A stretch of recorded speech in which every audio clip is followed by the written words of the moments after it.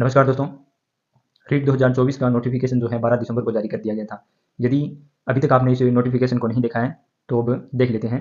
ये रीट 2024 जो है ये माध्यमिक शिक्षा बोर्ड अजमेर द्वारा करवाया जाएगा। ये सिर्फ एक पात्रता परीक्षा रहेगी और इसके ऑनलाइन फॉर्म जो है ये 16 दिसंबर से लेकर 15 जनवरी 2025 तक भरे जाएंगे।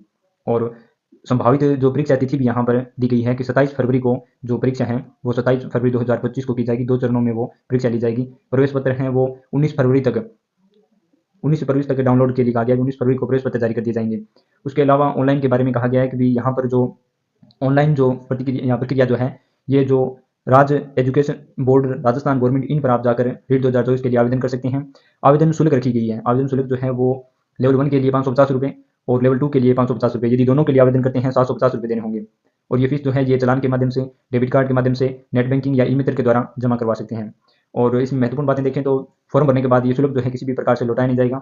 और जो भी आप इसमें जानकारी भरें उसमें एक परफॉर्मा दिया हुआ है। यहाँ जो आवेदन से पूर्व हाथ से भरने के लिए एक फॉर्म है वो भी आपने बोला कि यदि पहले भर लेते हैं तो किसी भी तरह की गलती नहीं होगी। और फॉर्म के अंदर जो अभ्यर्थी जो परीक्षार्थी है उसका नाम, माता पिता का नाम है वो 10वीं कक्षा की जो मार्कशीट है उसके अनुसार भरे जाएंगे। और फोटो फोटो हस्ताक्षर पिता के नाम, माता के नाम, यहाँ जन्म दिनांक किसी भी यहाँ संशोधन नहीं किया जाएगा किसी भी तरह से। और फोटोग्राफ के बारे में कहा 3 माह से अधिक पुराना नहीं होना चाहिए। और आवेदन पत्र में जिस प्रकार की फोटो हम जैसे दाढ़ी या क्लीन शेव के साथ यदि फोटो आवेदन में लगाएं वही फोटो उसी परिस्थिति में या उसी तरह में परीक्षा हॉल में उपस्थित होने के लिए कहा है। और 10वीं की अंक तालिका अपलोड करनी होगी। और यहाँ 2 या 2 से अधिक आवेदन, कहने का मतलब है कि यदि आप दोनों लेवल में फॉर्म भरना चाहते हैं तो एक ही फॉर्म में आप फिल कर दें।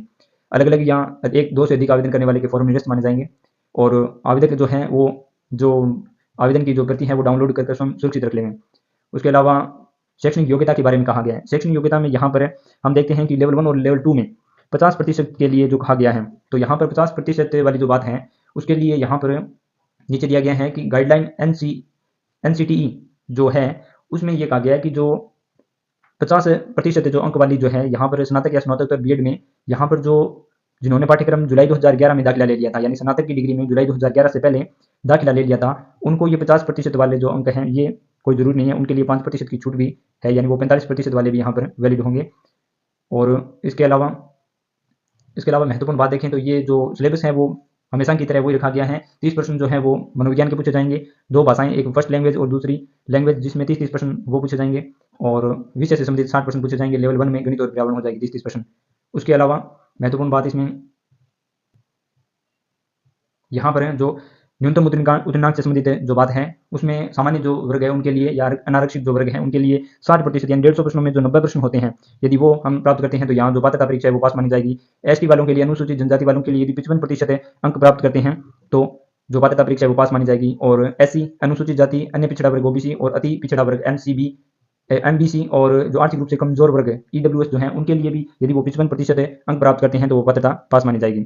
और समस्त श्रेणी की विधवाएं, परित्यक्ता महिलाओं एवं भूतपूर्व सैनिकों को 50% रखा गया है। दिव्यांगों के लिए 40%, शहरिया जनजाति के व्यक्ति यदि 36% अंक प्राप्त करते हैं तो पात्रता परीक्षा उत्तीर्ण मानी जाएगी।